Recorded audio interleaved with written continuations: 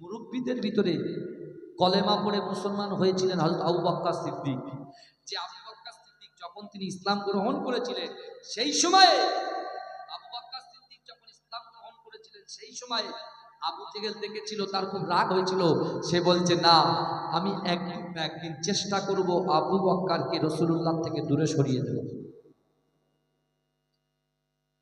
আমার ভাইজানেরা, এ নবী পাকের উম্মত উম্মতিরা, এ নবী দেওয়ানারা, ওই সময় রাসূলুল্লাহর এই কথা শুনে আমার রাসূলুল্লাহকে আবু জেহেল অপমান করতে লাগলেন। আল্লাহর রাসূলকে কুরুচিকর মন্তব্য করলেন, বলছেন, না না মুহাম্মদ, আমি বাইতুল মুকাদ্দাসে এমন করে বহুবার গিয়েছি যে বাইতুল মুকাদ্দাসে যেতে 30 দিন সময় লাগে, আসতে 30 দিন সময় লাগে, আর তুমি বলো কাবা শরীফ থেকে বাইতুল মুকাদ্দাসে একই রজনীতে গিয়েছ। না না না, এটা কখনো সম্ভব নয়। এ যুবকেরা, এ নবী পাকের উম্মত উম্মতিরা, আবু জেহেল আল্লাহর রাসূলকে কষ্ট দিয়ে ছুটে ছুটে ছুটে ছুটে আবু বকরের বাড়িতে পৌঁছে গেল। এ আল্লাহর রাসূলের সাহাবা আবু বকর, এ আল্লাহর রাসূলের সাহাবা আবু বকর, তুমি ঘর থেকে বার হয়ে এসো, ঘর থেকে বার হয়ে এসো। আবু বকর বলছে, সকাল সকাল কাফেরের আওয়াজ শোনা যায়। আবু বকর ঘর থেকে বার হয়েছে। ওই আবু বকরকে লক্ষ্য করে আবু জেহেল বলছে, এ আবু বকর, তুমি বলো তো দেখি, তুমি এমন একজন ব্যক্তিকে নবী বলে মেনেছ, সে কত মিথ্যাবাদী দেখো। সে বলছে, না না না, সে নাকি একই রজনীতে আল্লাহর ঘর কাবা শরীফ থেকে বাইতুল মুকাদ্দাস থেকে কাবা শরীফ পর্যন্ত, না না না, বাইতুল মুকাদ্দাস থেকে কাবা শরীফ থেকে বাইতুল মুকাদ্দাস একই রজনীতে সে কি করে আসতে পারে? সে বলছে, সপ্তম আসমান ভেদ করে আল্লাহর সঙ্গে সাক্ষাৎ করেছে। আল্লাহর সঙ্গে সাক্ষাৎ করার পরে আল্লাহর জান্নাত জাহান্নাম দেখেছে। আল্লাহর জান্নাত জাহান্নাম দেখার পরে আবার একই রজনীতে আবার তিনি কাবা শরীফে এসেছে। এটা কিভাবে সম্ভব? হে যুবকেরা, ওই সময় আবু বকর বলেছিল, এই কাফের, তুই আমার বাড়ি থেকে দূর হয়ে যা। না না না, আমার রাসূল কি তোর সঙ্গে এই কথা বলেছে? তোমার সঙ্গে এই কথা বলেছে? বলছে, হ্যাঁ হ্যাঁ হ্যাঁ, তোমার নবী আমার সঙ্গে এই কথাগুলো বলেছে। আবু বকর বলছে, আবু জেহেল, তুই শুনে রাখ, আমার মুস্তাফা জানে রহমান যে কথাগুলো তোমার সঙ্গে বলেছে, আমি আবু বকর বলি, আমার রাসূল যে কথা বলেছে বারহাক সত্য কথা বলেছে। বলুন, এটা চিৎকার দিয়ে বলা যাবে না? বলছে, তুমি যে কথা বলেছো, রাসূল যে কথা তোমার সঙ্গে বলেছে, এই কথাটা বারহাক সত্য কথা বলেছে। যদি বলবেন না, চিৎকার দিয়ে বলা যাবে না ভাইজান? নারে তাকবীর, নারে তাকবীর, মাসলাকে মুজাদ্দিদ জামানের হক সিলসিলা, নারে তাকবীর। আমার বাবেরা, আবু জেহেলকে দূর দূর করে আবু বকর তাড়িয়ে দিলেন। তাড়িয়ে দেওয়ার পরে আবু বকর চিন্তা করছে যে হয়তো আমার রাসূলকে সে অনেক আঘাত করেছে। আবু বকর বুঝতে পেরে বাড়ি থেকে এক ছুটে রাসূলুল্লাহর কাছে হাজির হয়ে, আল্লাহ রাসূল দেখছেন সেজদারত অবস্থায় আছে। আবু বকর রাসূলুল্লাহর পিঠে হাত দিলেন। রাসূলুল্লাহ আবু বকরকে দেখে জড়িয়ে ধরলেন। আবু বকর বলছে, ইয়া রাসূলুল্লাহ, ইয়া হাবিবাল্লাহ, হুজুর, আমি আবু বকর বলছি, আবু জেহেল আমার বাড়িতে গিয়েছিল, কিন্তু বিশ্বাস করুন, আপনি তো আবু জেহেলকে যা যা বলেছেন, আমি আবু বকর সেটাকে মনে প্রাণে মেনে নিলাম। অর্থাৎ আপনি যেটা বলেছেন বারহাক সত্য কথা বলেছেন। জোরে বলেন। আল্লাহ রাসূল জড়িয়ে ধরে খুশি হয়ে গেছে। আল্লাহ যেই খুশি হয়ে গেছে, রাসূলুল্লাহ যেই খুশি হয়ে গেছে, আল্লাহ রাসূলের খুশিতে আমার আল্লাহ খুশি হয়ে গেছে। জোরে বলেন। এই জোরে বলা যাবে? আল্লাহ যখনই খুশি হয়ে গেছে, সাথে সাথে আল্লাহ জিবরাইলকে বলছে, জিবরাইল যাও, আবু বকর আমার হাবিবকে খুশি করেছে। আর আমি আল্লাহ আবু বকরের নামের পাশে সিদ্দিক উপাধি দিয়ে দিলাম। জোরে বলে। এই জোরে বলা যাবে না? চিৎকার দিয়ে বলা যাবে না? সুবহানাল্লাহ। যখন আবু বকর এই কথা বললে, আল্লাহর রাসূল সাল্লাল্লাহু আলাইহি ওয়াসাল্লামকে জড়িয়ে ধরে আবু বকর বলছে, ইয়া রাসূলুল্লাহ, আপনি তো আল্লাহর সঙ্গে সাক্ষাৎ করেছেন, জান্নাত দেখেছেন, জাহান্নাম দেখেছেন, যা কিছু দেখেছেন, একটু বিবরণ দেন, শুনি আমরা। তো সাহাবারা সবাই একে একে আল্লাহর কাবা বাইতুল্লাহ শরীফের সামনে চলে আসছে। বিশ্বনবী বসে গেছেন বলবে, ওদিকে আবু জেহেলকে যে আবু বকর তাড়িয়ে দিয়েছে তার বাড়ির থেকে দূর দূর করে, সেন্টিমেন্টে লেগেছে। ও কি করেছে, আবু সুফিয়ানকে সামনে দিয়ে পিছনে আসছে, কার কাছে? রাসূলুল্লাহর কাছে।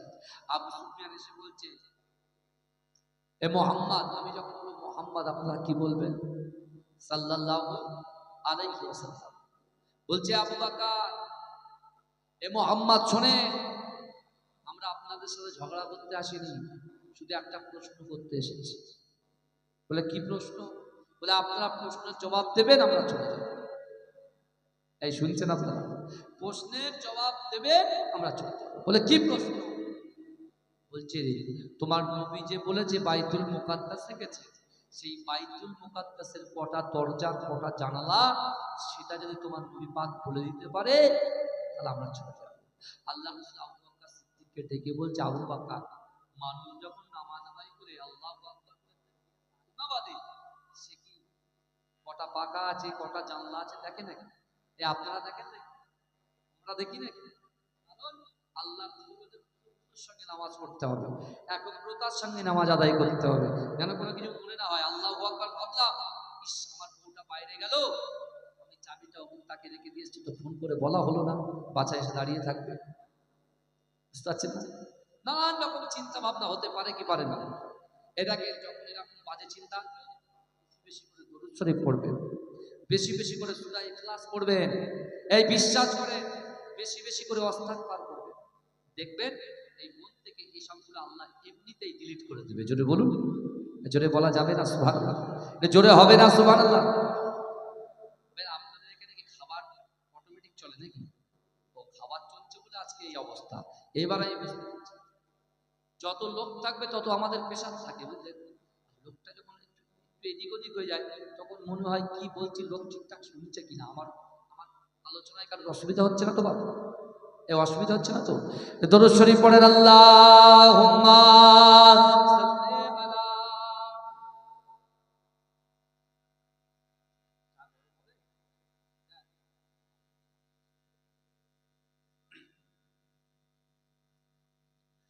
গড়েছ তুমি এই পৃথিবী জাহান, আল্লাহ মহান তিনি, আল্লাহ মহান।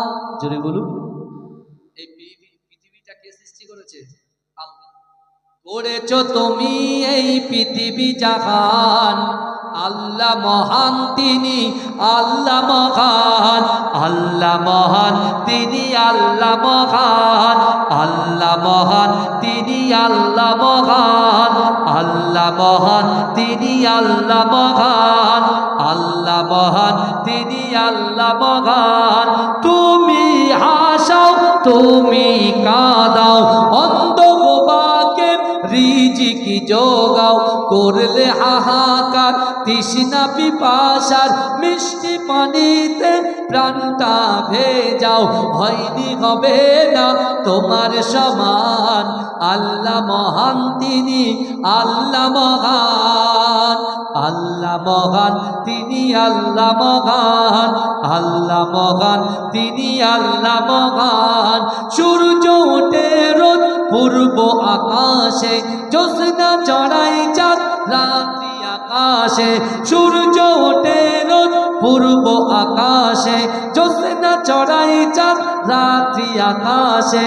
অশান্ত এই মন শান্ত হয়ে যায়, অশান্ত এই মন শান্ত হয়ে যায়, তোমারই দেওয়া বৃষ্টি বাতাসে, হয়নি হবে না তোমার সমান, আল্লাহ মহান তিনি, আল্লাহ মহান, আল্লাহ মহান তিনি, আল্লাহ মহান, আল্লাহ মহান তিনি, আল্লাহ মহান। তুমি বাঁচাও তুমি মরণ দাও, তুমি বাঁচাও তুমি মরণ দাও, পড়লে বিমারে তুমি শেফা দাও, তুমি বাঁচাও তুমি মরণ দাও, পড়লে বিমারে তুমি শেফা দাও। ধনী গরিব হয় তব ইশারায় গরিব ধনী হয় যদি তুমি চাও হয়নি হবে না তোমার সমান আল্লাহ মহান তিনি আল্লাহ মহান আল্লাহ মহান তিনি আল্লাহ মহান আল্লাহ মহান তিনি আল্লাহ মহান আল্লাহুম্মা সাল্লি আলা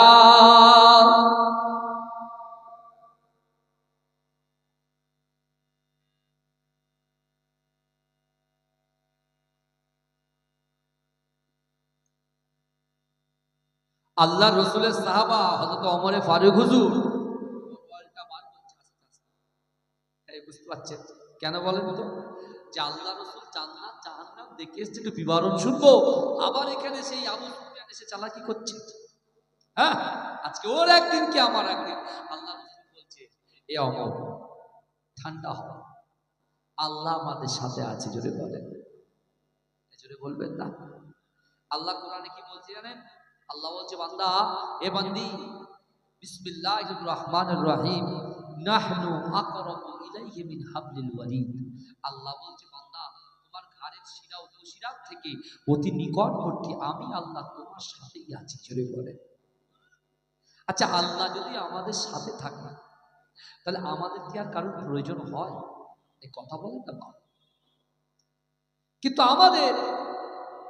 আমার আপনার যে চিন্তাধারা বর্তমান সময়ের যে এখন অনেক দেরি আছে সবে মাত্র এই বয়স এখন ইবাদত বান্দিগি করে কি হবে এখন ইবাদত করে কি হবে একটু বয়স হোক তারপরে করব আমি বলছি ভাইজান একটা মোমবাতি জ্বালিয়ে দেবে আর ওই মোমবাতিটা সামনে বসে থাকবেন দেখবে কিছুক্ষণ পরে মোমবাতিটা অদৃশ্য হয়ে গেছে গায়েব হয়ে গেছে কারণ কি কারণ সে পুড়ে পুড়ে পুড়ে পুড়ে নিশ্চিহ্ন হয়ে গেছে অর্থাৎ আপনার হায়াতটা ঠিক এইভাবে আস্তে আস্তে আস্তে আস্তে শেষের দিকে যাচ্ছে তাহলে আপনাকে একটু পরিবর্তন হতে হবে কারণ আল্লাহ পাক রব্বুল আলামিনের হাতে তারাজ্জু থাকবে মিজানের পাল্লা থাকবে আল্লাহ 5টা সওয়াল করবে প্রথমে জিজ্ঞাসা করবে বান্দা কি নিয়ে এসেছো কত বছর তোমাকে আমি আল্লাহ 80-90 বছর হায়াত দিয়েছো টোটাল হায়াতে জিন্দেগিতে তুমি কি করেছো আমি আল্লাহর কাছে হিসাব দাও এই আমরা দিতে পারবো এই কথা বলেন না পারবো না এই 4 ইমামের এক ইমামে আহমদ ইবনে হাম্বল তিনি মুসনাদে আহমদের হাদিসটা সংকলক মুসনাদে আহমদ হাদিসের সংকলক তিনি একই রাতের বেলা একটা কোরআনের আয়াত নিয়ে ওই কোরআনের আয়াত থেকে 350 মাসলা বার করতে পারতেন জোরে বলুন শুধু তাই নয় তিনি আমার রসুলকে কমসে কম 100 বার স্বপ্নে দেখেছে জোরে বলে কতবার দেখেছে 100 বার তিনি কি করতেন সারাদিন বয়স হয়ে গেছে অসুস্থ অবস্থায় দিনের দাওয়াত দিতেন তিনি একের পর এক গ্রামে গিয়ে কলেমার দাওয়াত দিতেন দিনের দাওয়াত দিতেন একদিন তিনি লাঠিতে ভর করে এরকম ভাবে দিনের দাওয়াত দিতে দিতে একেবারে সেই আর এসার সময় একটা জায়গায় পৌঁছে গেছে শীতের রাত ওখান থেকে তিনি ব্যাক করতে পারবেন না উনি মনে মনে চিন্তা করছেন এখন যদি আমি বাড়ির দিকে রওনা হই শীতের রাত্রে আমি যাবো কোথায় উনি নিয়ত করলেন যে এই মহল্লার মসজিদে আমি এশার নামাজ পড়ব এশার নামাজ পড়ে আজকে সারা রাত ইবাদত বান্দিগিতে কাটিয়ে দিয়ে আবার পরের দিন ফজরের নামাজের পরে আমি আবার গিয়ে সকলের বাড়িতে দিনের দাওয়াত দিতে দিতে দিতে আমি আমার বাড়ি পর্যন্ত পৌঁছে যাবো জোরে বলুন এই জোরে বলা যাবে না নিয়ত করতে হবে আমি প্রথমে আপনাদেরকে বলেছি যে 3টে আমল যদি আপনারা করতে পারেন আমার আপনার অসম্ভব আমাদের দ্বারায় আমার মায়েদের দ্বারায় আমার বোনেদের দ্বারায় যেটা অসম্ভব জিনিসকে আল্লাহ সম্ভব করে দেবে জোরে বলুন আর আল্লাহ কোরআনে বলছেন বান্দা ওয়ালিমান খাফা মাকামা রাব্বিহি জান্নাতান কাল কিয়ামতের মাঠে আমি আল্লাহর সামনে দাঁড়ানোকে যে ভয় করব শুনছেন তো আপনারা আল্লাহ বলছে বান্দা কাল কিয়ামতের মাঠে আমি আল্লাহর সামনে দাঁড়ানোকে যদি কেউ ভয় করে আমি আল্লাহ বলছি তাকে 2টো জান্নাত পুরস্কার দেবো জোরে বলুন কটা জান্নাত দেবে আল্লাহ 2টো জান্নাত তার বদলে আমাদের কি করতে হবে কিয়ামতের মাঠে আল্লাহর সামনে দাঁড়ানোকে ভয় করতে পারবো তো? তাহলে অর্থাৎ আমরা যে আমাদের যেদিন থেকে নামাজ ফরজ হয়েছে সেদিন থেকে আমরা কত ওয়াক্ত নামাজ কাজা করেছি, এই চোখ দিয়ে কত খারাপ জিনিস দেখেছি, এই হাত দিয়ে কত খারাপ জিনিস ধরেছি, আমরা গালাত গালাত পিকচার ভিডিও থেকে শুরু করে গালাত গালাত জায়গা থেকে যাওয়া থেকে শুরু করে কত খারাপ কাজগুলো করেছি। এ যুবকেরা বিশ্বাস করো, যে মাটির বুকের উপরে বসে আছো, যে মাটির বুকের উপরে দাঁড়িয়ে আছো, যে মাটির বুকের সামনে তুমি যা কিছু করেছো সব কিছু কিন্তু রেকর্ড করা আছে। আপনি যেমন দেখেন আজকে আমি জলসা করছি, ইউটিউবার ভাইরা আজকে আমার জলসাটাকে রেকর্ড করছে কি করছে না, 5 বছর পরে আপনি এই রেকর্ডটা শুনতে পাবেন। কিন্তু আপনি যখন কিয়ামতের মাঠে দাঁড়াবেন ঠিক এরকম ভাবে আমাদের গুনাহগুলো আমাদের সামনে ভাসবে, আমরা দেখতে পাবো। তখন আপনি কি করে আল্লাহর সামনে মুখ দেখাবেন, কি করে দেখাবেন? এখন তো আমাদের শয়তানের প্ররোচনায় পড়ে আছি। রাসূল আজ থেকে 1500 বছর আগে বলেছে আল্লাহ যেমন ফেরেশতা আমাদের কাছে দিয়েছে, আবার ইবলিস শয়তান একটা করে শয়তান আমাদের কাছে ফিট করে রেখেছে। আজকের দিনে এই গ্রামে ইবলিস শয়তান মিটিং করে তার সঙ্গ পঙ্গদেরকে বলেছে, খবরদার আজকে জলসাতে মুজাহিদ সিদ্দিকী আসবে, পীরজাদা মুসাইদ সিদ্দিকী আসবে, পীরজাদা রাকিবুল আজিজ বক্তিয়ারে আসবে, আর অনেকে আসবে, ওরা কোরআন নিয়ে আলোচনা করবে। এই গ্রামের যুবকগুলো যেন এর ভিতরে না ঢুকতে পারে, যে কোনো প্ররোচনায় তারা যেন এখানে না ঢুকতে পারে। আল্লাহ রসুল বলেছে, আল্লাহ রসুল বলেছে বিশ্বে যত আমার উম্মত উম্মতি আছে নারী এবং পুরুষ সকলের ভিতরে একটা করে শয়তান আছে। আল্লাহ রসুলের সাহাবারা বলেছে, ইয়া রাসূলুল্লাহ, তাহলে আপনার ভিতরে শয়তান আছে? বলছে, হ্যাঁ আমার ভিতরে শয়তান আছে, কিন্তু যে শয়তানটা আছে সে অনেক আগে কলেমা পড়ে মুসলমান হয়ে গেছে, জোরে বলো। কিন্তু সে শয়তান আজও পর্যন্ত সে কিন্তু ভালো কাজেরই আমাকে আদেশ করে, খারাপ কাজের আদেশ কখনো করে না। তো আমাদের কাছে যে শয়তানগুলো আছে ওরা টেনে টেনে তুলে নিয়ে সারাক্ষণ একবার এ মাথা একবার ও মাথা ঘুরিয়ে দিচ্ছে। তারা আমার যুবকরা বহাল তবিয়াতে করছে। এখন যদি জানটা কবজ হয়ে যায় কি হবে বলেন? কি হবে? ঈমান নিয়ে যেতে পারবো তো? এই আবু বকরের ঈমানের পরীক্ষা আল্লাহ করেছে। আবু বকর পাস করেছে কি করেনি? কথা বলেছে না যে রাসূলুল্লাহ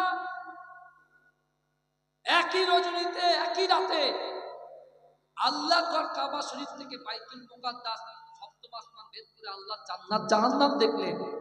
যেটা আবু জেহেল বিশ্বাস করলো না, কিন্তু আবু বকর বিশ্বাস করলো কিসের পাওয়ারে? ঈমানের। আল্লাহ পরীক্ষা করলো, উত্তীর্ণ হলো। আমরা যেমন আমার স্কুলের ছাত্রছাত্রী যখন ভালো সুন্দর রেজাল্ট করে আমরা তখন তাদেরকে একটা করে পেন গিফট করি, একটা করে খাতা গিফট করি, একটা করে ডায়েরি গিফট করি, কারণ তাদের তার পড়াশোনা আরো বেশি মনোযোগ আসে। আল্লাহর রাসূল সাল্লাল্লাহু আলাইহি ওয়াসাল্লাম কে আবু বকর খুশি করেছে, আল্লাহ তার নামের পাশে সিদ্দিক ডিগ্রি দিয়েছে। যারা বলুন না সুবহানাল্লাহ। সিদ্দিক মানে কি? সত্যবাদী। সিদ্দিক মানে সত্যবাদী। আপনি যখন আল্লাহওয়ালা হয়ে যাবেন, যদি আপনার দ্বারাই কোনো কিছু গালাত হয়ে যায়, আল্লাহ সেটাকেও তোমার জন্য গালাত জিনিসটাই সহি করে দেবে। যদি বলুন সেই জায়গায় তোমাদের পৌঁছাতে হবে। বছরে একটা দিন এখানে একটু বসবো। আপনি দেখুন ইমামে আহমদ ইবনে হাম্বল, 4 ইমামের এক ইমাম, অত বয়সে তিনি যাচ্ছেন কোথায়? দিনের দাওয়াত দিতে। এখন মসজিদে গেছে, শুনছেন তো আপনারা সবাই।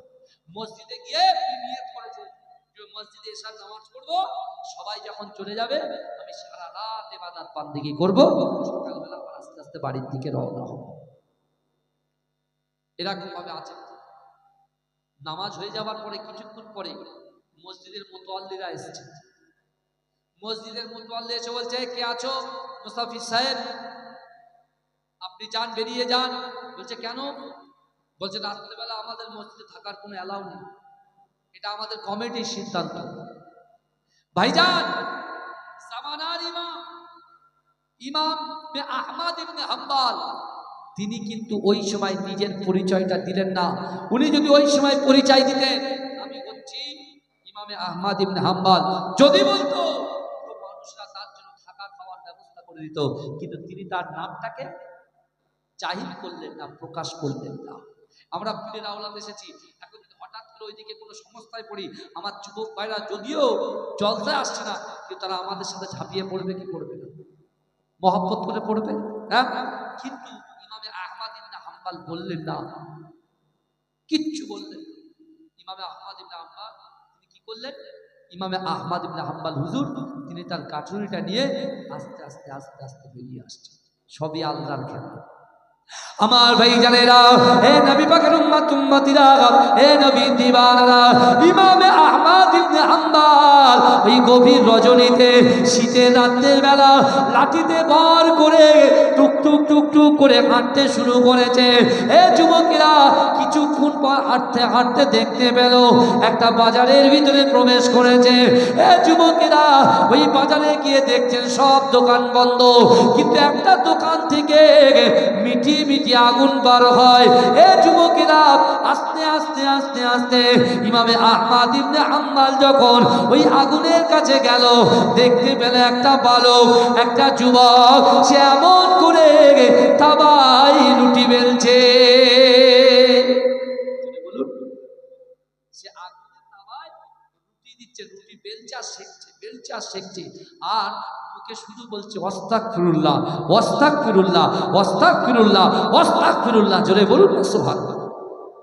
জামানার ইমাম, ইমামে আজম, ইমামে আহমদ ইবনে হাম্বল, সব দোকান বন্ধ, একটা দোকান, তাও একটা যুবক ছেলে, সে রুটি বেলছে আস্তাগফিরুল্লাহ বলছে, রুটি তাওয়ায় সেকছে, সেখানে আস্তাগফিরুল্লাহ বলছে। আবার মানুষগুলো যখন তার কাছ থেকে ক্রয় করছে রুটিগুলো, সে যখন টাকাটা দিচ্ছে, সে টাকাটা যখন যে ডয়ারে রাখছে, সেখানেও বলছে আস্তাগফিরুল্লাহ। উনি অনেক দেখার পরে ওই যুবকটাকে বলছে, বাবা তুমি যদি অনুমতি দাও তাহলে আমি তোমার আগুনের কাছে আরেকটু কাছাকাছি গিয়ে দাঁড়াতে পারি। যে এই কথা বলেছে, ওই যুবক ছেলে ইমামে আহমদ ইবনে হাম্বল হুজুরকে দেখে দিলের ভিতরে এতটা দয়া সৃষ্টি হয়ে গেল। ও বলছে, কেন? আপনি একজন বৃদ্ধ মানুষ, আসুন না, আপনি আমার দোকানের ভিতরে এসে একটা চেয়ার দিচ্ছি, ওই চেয়ারে বসে আপনি আমার আগুনের পাশে বসে থাকেন। জোরে বলুন, জোরে বলবেন না। বলছে, বাবা দিনের দাওয়াত দিতে দিতে আজকে এই পর্যন্ত পৌঁছেছি। ওই যুবক ছেলেটা বলছে, হুজুর আপনি আমার সাথেই থাকেন, আমার সাথে রাত কাটান, ফজরের আজান হবে, নামাজ পড়ে দুজনাই বাড়ি চলে যান। তা মুসনাদে আহমদের যিনি সংকলক, এই হাদিসের যিনি সংকলক ইমামে আহমদ ইবনে হাম্বল হুজুর, তিনি ওই যুবকটার দিকে হা করে তাকিয়ে আছে, আর ওই যুবকটা শুধু কি করছে? আস্তাগফিরুল্লাহ, আস্তাগফিরুল্লাহ, আস্তাগফিরুল্লাহ জিকির করছে। জোরে বলুন, জোরে বলবেন না। আমার ভাই জানেরা, হে নবী পাকের উম্মত উম্মতিরা, হে নবী দেবানারা, ওই যুবক ছেলেটার দিকে ইমামে আহমদ ইবনে হাম্বল এমন করে তাকিয়ে আছে। হে যুবকেরা, ওই সময়ে তিনি থাকতে না পেরে ওই যুবকের হাতটা ধরে তিনি জিজ্ঞাসা করলো, বাবা ছেলে আমি কি তোমাকে একটা প্রশ্ন করতে পারি? বলছে, জি আপনি আমাকে প্রশ্ন করতে পারেন। বলছো, ছেলে তুমি বলো, তুমি যখন রুটি বেলছো সেখানে তুমি আস্তাগফিরুল্লাহ বলছো, তুমি যখন রুটিটা তাওয়ায় সেকছো সেখানেও তুমি আস্তাগফিরুল্লাহ বলছো, টাকাটা যে ডয়ারে রাখছো সেখানেও তুমি আস্তাগফিরুল্লাহ বলছো, কারণ কি? বলছে, না না না, আজকে 30 বছর ধরে আমি এখানে দোকানদারি করি। আপনি, না না, আল্লাহর কোরআনে বলছে, বান্দা ওয়ালিমান খাফা মাকামা রাব্বিহি জান্নাতান, যার ভিতরে কিয়ামতের মাঠে আমি আল্লাহর সামনে দাঁড়ানোকে ভয় করবে, আমার আল্লাহ তাকে 2টো জান্নাত দেবে। না না না, আমি যখন রুটিটা যখন এমন করে খামির করি, আমি তখন আস্তাগফিরুল্লাহ বলি, ওই খামিরে অনেক রুটিতে অনেক সময় তেল কম পড়ে যায়, অনেক সময় লবণ কম পড়ে যায়, কিন্তু না না না, যখন রুটিটা আমি বেলা স্টার্ট করি, অনেক সময় রুটিটা অনেক সময় বড় হয়ে যায়, অনেক সময় ছোট হয়ে যায়, অনেক সময় বড় হয়ে যায়, অনেক সময় ছোট হয়ে যায়। আবার যখন আমি শিখি, কোনোটা রুটি ভালো হয়, কোনোটা রুটি এমন করে কাঁচা থেকে যায়, মানুষগুলো একই পয়সা নিয়ে একই রুটি নিয়ে যায়। না না না, কাল কিয়ামতের মাঠে যদি আল্লাহর হাতে তারাজ্য থাকবে, আল্লাহর হাতে মিজানের পাল্লা থাকবে, আমার আল্লাহ যদি জিজ্ঞাসা করে তুমি তুমি রুটি কম দিয়ে পয়সা বেশি কেন নিয়েছো? তুমি রুটি কাঁচা রেখে পয়সা কেন নিয়েছো? তাই আমি আল্লাহর ভয় করে আমি এমন করে আস্তাগফিরুল্লাহ আস্তাগফিরুল্লাহ আস্তাগফিরুল্লাহ এই আমলটা করি। এ যুবকেরা, ইমামে আহমদ ইবনে হাম্বল অবাক হয়ে গেল। ওই সময় থাকতে না পেরে ওই যুবককে বলতে লাগলো, বাবা যুবক, তুমি বলো তো দেখি, এই আস্তাগফিরুল্লাহ আমলটা করে তুমি উপকার কি কিছু পেয়েছো বাবা? ওই যুবক ছেলে হাজার নয়নে কাঁদতে লেগেছে, বলছে না না না, আমার বাড়িতে প্রায় 50 থেকে 60 জনের সদস্য। এই রাতের বেলা রুটির কারবার করে আমার আল্লাহ পাক ওই 60 জন সদস্যকে কখনো জন্য ভুকা রাখে না। জোরে হবে? জোরে বলা যাবে? বলছে 60 জনের বেশি সদস্য, কিন্তু একটি সামান্য রুটি বিক্রি করে আল্লাহ এই আস্তাগফিরুল্লাহ আমলটা করে আমার আল্লাহ কখনো আমাদেরকে ভুকা রাখেননি। জোরে বলেন, এই জোরে বলা যাবে না সবাই? আমার ভাইজানেরা, এ নবী পাকের উম্মতিরা, ইমামে আহমদ ইবনে হাম্বলকে ওই যুবক ছেলে কাঁদতে কাঁদতে বলছে, না না না, আমার জিন্দেগি জীবনে আমার একটা বারও কখনো কোনো মেডিসিন নিতে হয়নি। আমার আল্লাহ পাক এই 30 থেকে 50 বছর বয়সে আল্লাহ পাক সদা সর্বদা আমার শরীরটাকে সুস্থ করে রেখেছে। কাটনেওয়ালার মালিক কে? রোগ দেনেওয়ালার মালিক কে? অর্থ দেনেওয়ালার মালিক কে? রুজি দেনেওয়ালার মালিক কে? ঠিকাদার রুজি দেনেওয়ালার মালিক? কথা বলেন না? রুজি দেনেওয়ালার মালিক হচ্ছেন আল্লাহ। ওই যুবক ছেলে বলছে, আমি আমল করেছি, ঈমান আর আমল যাবে কবরে। বলছে আমি আস্তাগফিরুল্লাহ আমল করার কারণে আল্লাহ পাক আমার কখনো অভাব দিইনি, আর দ্বিতীয় নম্বর আমার শরীরে কোনো রোগ দিইনি। জোরে বলুন না সুবহানাল্লাহ। আমার ভাইজানেরা, এ নবী পাকের উম্মতিরা, এ নবী দেবানারা, আমাদের সকলের ইচ্ছা আছে আল্লাহর কাবা বাইতুল্লাহ শরীফটা আমরা চামড়া চোখে দেখব, সেই কাবা শরীফটা তওয়াফ করব। লাব্বাইক আল্লাহুম্মা লাব্বাইক, লাব্বাইক লা শারীকা লাক লাব্বাইক, ইন্নাল হামদা ওয়ান নি'মাতা লাক ওয়াল মুলক লা শারীকা লাক, লাব্বাইক আল্লাহুম্মা লাব্বাইক, লাব্বাইক লা শারীকা লাক লাব্বাইক, ইন্নাল হামদা ওয়ান নি'মাতা লাক ওয়াল মুলক লা শারীকা লাক। এ যুবকেরা, আমাদের অন্তরের ভিতরে আমার রাসূলুল্লাহর মাজার মোবারকটা একটা বার চোখে দেখব, এই আশা আছে না নাই? আছে না নাই? আমার রাসূলুল্লাহর রওজা মোবারকটা একটু সামনে গিয়ে সালাম দেব। আমার রাসূল বলছে যে আমার মাজার মোবারকের সামনে এসে সালাম দিল, আমি রাসূলুল্লাহ তার সালামের জবাব দিয়ে থাকি। যদি বলে, যদি বলবেন না ভাইজান, আরে চিৎকার দিয়ে বলা যাবে না? নারে তাকবীর, নারে তাকবীর।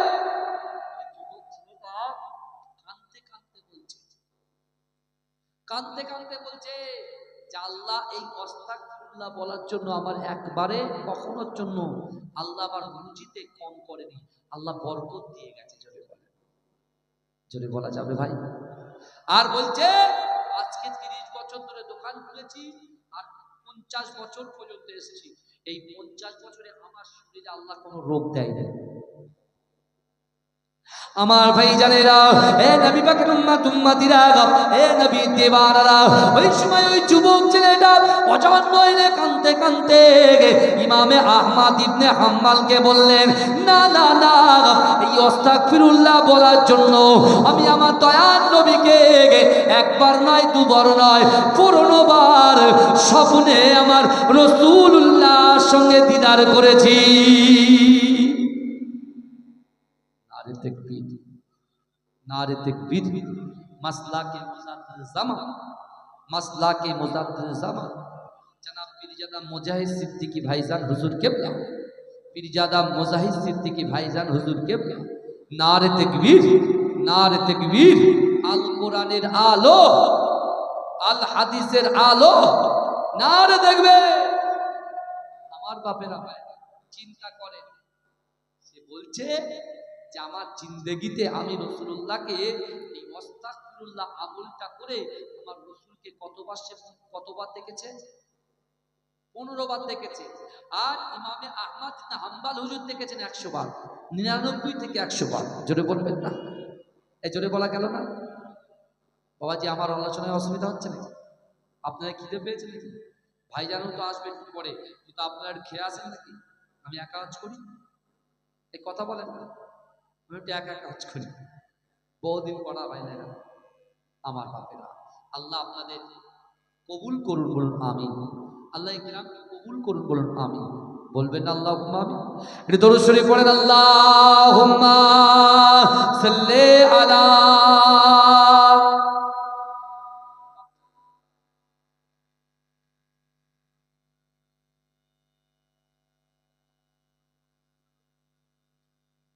হে প্রভু রহমান, তোমারই সেরা দান, নূরানী আল কোরআন, নূরানী আল কোরআন। জোরে হবে না ভাইজান?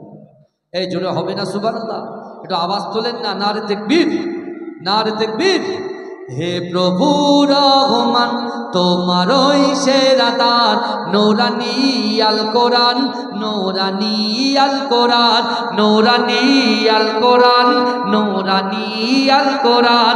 কোরআন তাই প্রমাণ দেয়, নেই যে তাতে কোনো ভুল, হাকিকাত যার আয়াত, সত্য পথ জ্ঞানের মূল, যার হরফে আছে মধু, শান্তি যে অপরাণ, নূরানী আল কোরআন, নূরানী আল কোরআন, নূরানী আল কোরআন, নূরানী আল কোরআন। কোরআন জ্ঞানের আধার, আল্লাহ মহাজ্ঞানী, সত্য পথের দিশা দিলেন কোরআন খানি। কোরআন জ্ঞানের আধার, আল্লাহ মহাজ্ঞানী, সত্য পথের দিশা দিলেন কোরআন খানি। পাঠ করিলে মধুর বাণী, পবিত্র হবে প্রাণ, নূরানী আল কোরআন, নূরানী আল কোরআন, নূরানী আল কোরআন, নূরানী আল কোরআন। হে প্রভু রহমান, তোমারই সেরা দান, নূরানী আল কোরআন, নূরানী আল কোরআন। সকল রোগের শিফা কোরআন পাকে পাওয়া যায়, এক হরফে 10টি নেকি আমল নামায় জমা হয়। সকল রোগের শিফা কোরআন পাকে পাওয়া যায়, এক হরফে 10টি নেকি আমল নামায় জমা হয়। কোরআন হলো ওই শিবানী, কোরআন হলো ওই শিবানী, মানব জীবন বিধান, নূরানী আল কোরআন, নূরানী আল কোরআন, নূরানী আল কোরআন, নূরানী আল কোরআন। হে প্রভু রহমান, তোমারই সেরা দান, নূরানী আল কোরআন, নূরানী আল কোরআন। আল্লাহুম্মা সাল্লি আলা।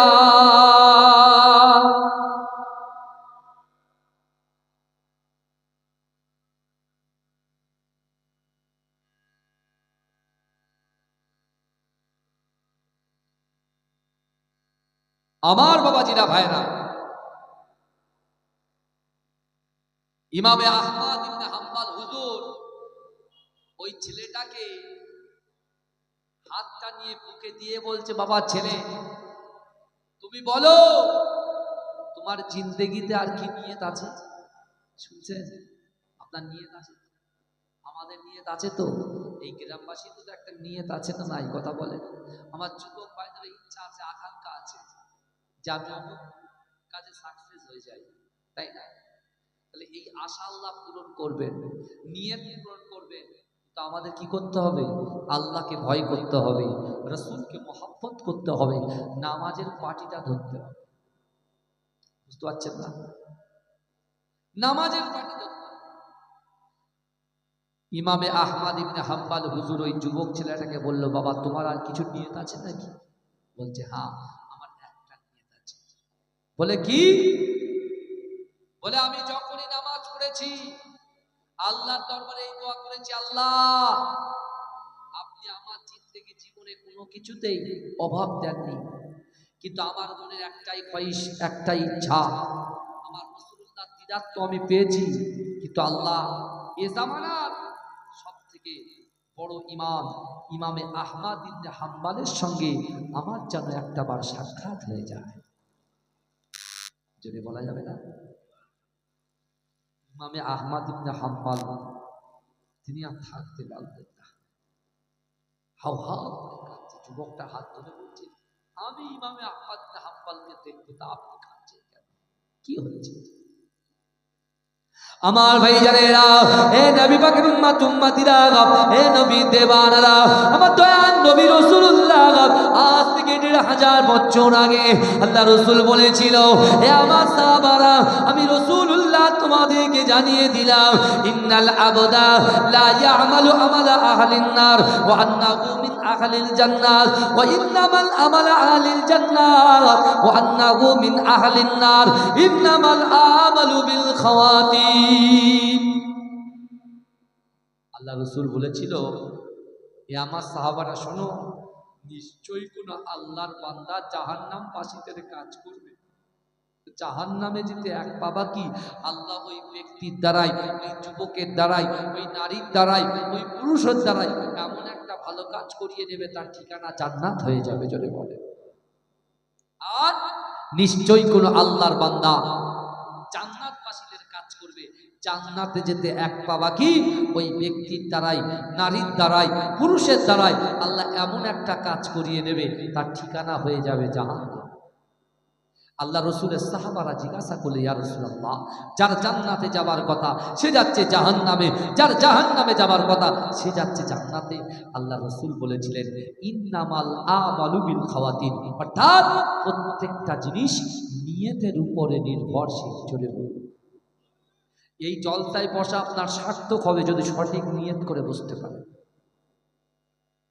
আর ওই যুবক ছেলে নামাজের পাটিতে আল্লাহর কাছে, আল্লাহ আমার মনের খ্বাহিশ, আমার মনের ইচ্ছা আমার রাসূলুল্লাহ প্রতিদান করিয়ে দিয়েছেন, খোদা আমার পেটেছে, কিন্তু আমার রাসূল পাক যে তার জবানে বলেছেন, আল উলামাউ ওয়ারাসাতুল আমবিয়া, আমি আমার ওয়ারিস হিসাবে উলামাদেরকে দেখে গেলাম। তাই উলামাদের ভিতরে সবথেকে প্রসিদ্ধ অর্থাৎ এ জামানায় আমাদের ইমামে আহমদ ইবনে হাম্বলের সঙ্গে না দেখা করা পর্যন্ত আমাকে মৃত্যু দেবেন না। যদি বলা যাবে না, আমার ভাই জানেরা, হে নবী পাকের উম্মত উম্মতিরা, হে নবী দেবানারা, একটু ভালো করে বোঝার চেষ্টা করেন। ইমামে আহমদ ইবনে হাম্বল ওই যুবক ছেলেটাকে জড়িয়ে ধরেছে, জড়িয়ে ধরে ছেলেকে বলছে, বাবা ছেলে, না না না, আমি একটা জায়গায় একটা মসজিদে গিয়ে নিয়ত করেছিলাম। কি নিয়ত করেছিলাম? যে এশার নামাজ পড়বো, এশার নামাজ পড়ার পরে সারা রাত ওই মসজিদে ইবাদত বন্দেগীতে কাটিয়ে দেব। কিন্তু না না না, আমার আল্লাহ ওটা চাইলেন না। আমি যদি ওই জায়গায় আমার পরিচয় দিতাম, আমি গোলাম জামানার ইমামে আহমদ ইবনে হাম্বল, তাহলে লোক আমাকে তার বাড়িতে জায়গা করে দিত, মসজিদ থেকে বার করতো না। কিন্তু না না না, আমার আল্লাহ আমার জবান থেকে এই কথাটা বলালেন না। আমি বৃদ্ধ মানুষ, ওই লাঠিতে ভর করে হেঁটে গেটে গেটে গেটে এই বাজারের ভিতরে তোমার দোকানের সামনে আমার আল্লাহ দাঁড় করিয়ে দিলেন। আমার আল্লাহ তোমার মুখ দিয়ে আস্তাগফিরুল্লাহ আস্তাগফিরুল্লাহ আমলটা শোনালেন। ও বাবা ছেলে, তুমি আর কন্দন করো না। না না না, আমার আল্লাহ পাক তোমার মনের আশাকে পূর্ণ করে দিয়েছে। অর্থাৎ তোমার সামনে যিনি দাঁড়িয়ে আছেন তিনি বলেন ইমামে আহমদ ইবনে হাম্বল। বলেন না, চিৎকার দিয়ে বলা যাবে না। বলছে, ও ছেলে শোনো, তোমার সামনে যিনি দাঁড়িয়ে আছে এটাই হচ্ছে ইমামে আহমদ ইবনে হাম্বল, যে আল্লাহ সকল কাজ থেকে দূরে সরিয়ে সরিয়ে সরিয়ে সরিয়ে আল্লাহ তোমার কাছে তোমার সামনে এসে হাজির করিয়ে দিয়েছে। জোরে বলে বলা যাবে না। চিন্তা করেন তো, এই আস্তাগফিরুল্লাহ আমরা কতবার করি? কোরআন শরীফে আম্মা পাড়ার ভিতরে একটা সূরা আছে, সূরা ইখলাস, বুঝলেন না? হযরত আব্দুল্লাহ ইবনে মাসউদ হুজুর রাসূলুল্লাহ জামানায় মসজিদে এশার ওয়াক্তে আর ফজরের নামাজের ওয়াক্তে শেষে যে সূরাটা দিতেন এই সূরা ইখলাস। বুঝতে পেরেছেন? কারণ গ্রামে তো ভাই মসজিদে একটা কমিটি আছে, তো এই কথা বলেন না, মসজিদ কমিটি আছে। এখন মসজিদ কমিটি সব এক জায়গায় বসেছে, বসে বলতে কি ব্যাপার বলো তো, এশার নামাজে যখন যায় আমাদের ইমাম কি করে, সূরা ইখলাস দেয় দ্বিতীয় রাকাতে। আবার ফজরে যখন যায়, ফজরে লম্বা সূরা হয়, হ্যাঁ, আর ছোট সূরা দিচ্ছে, কি ব্যাপার? সবাই বলছে আজকে দেখা যাক, আজকে দেখা যাক। তো সবাই এখন রেডি হয়ে ফজরের রক্তে গেছে। কোন রক্তে গেছে কথা বলেন না? ফজরের রক্তে গেছে। এখন ফজরের রক্তে গিয়ে সবাই বলছে সূরা ইখলাস পড়লেই ধরা হবে। এই শুনছেন তো আমার কথা? আব্দুল্লাহ ইবনে মাসউদ হুজুর তিনি ফজরের রক্তে নামাজ পড়াচ্ছেন। নামাজ পড়াতে পড়াতে তিনি দ্বিতীয় রাকাতে সূরা ইখলাস দিলেন। যেই দিয়েছে সবাই নামাজ পড়ে সব রাসূলুল্লাহর দরবারে গিয়েছে অ্যালিগেশন কি, যে না ইয়া রাসূলুল্লাহ, আব্দুল্লাহ ইবনে মাসউদ খুব ভালো, খুব প্রশংসা করে বলছি ইয়া রাসূলুল্লাহ, ইয়া হাবিবাল্লাহ হুজুর, আমরা তো আপনার কাছে বলতে এসেছি এশার নামাজে আর ফজরের নামাজে আব্দুল্লাহ ইবনে মাসউদ শুধু দ্বিতীয় রাকাতে সূরা ইখলাস পড়ে। বুঝলেন? আল্লাহ রাসূল আব্দুল্লাহ ইবনে মাসউদকে জিজ্ঞাসা করলে, আব্দুল্লাহ ইবনে মাসউদ কি ব্যাপার বলো তো? বলছি ইয়া রাসূলুল্লাহ, ইয়া হাবিবাল্লাহ হুজুর, আমি সূরা ইখলাসের ভিতরে যে মজা পেয়েছি আমি অন্য সূরায় কোনো মজা পাই না। জোরে বলুন না সুবহানাল্লাহ। আমার আল্লাহ পাকের একত্ববাদের তাওহীদের শিকার। আল্লাহু আকবার। আল্লাহ রাসূল সাল্লাল্লাহু আলাইহি ওয়াসাল্লাম বলছেন, যারা সূরা ইখলাস 3 বার পড়বে এক খতম কোরআন শরীফের সওয়াব পেয়ে যাবে। জোরে বলেন, জোরে বলবেন না? আমার রাসূল বলেছে যারা দৈনন্দিন 100 বার সূরা ইখলাস পড়বে মরার সাথে সাথে জান্নাতে চলে যাবে। জোরে বলেন। আমরা তো সব বুঝি না, আমরা শুধু মেলায় বাদাম খাবো, পাপড় খাবো, হাতে ছবি মারবো, ব্যাস, এই নিয়েই ব্যস্ত। এই কথা ঠিক বলছি না ভুল বলছি? আমার ভাই নিজেদেরকে পরিবর্তন করবে। আল্লাহ পাকের হিসাব চুল চিরা হিসাব নেওয়া হবে। কবর কাউকে ছাড়বে না।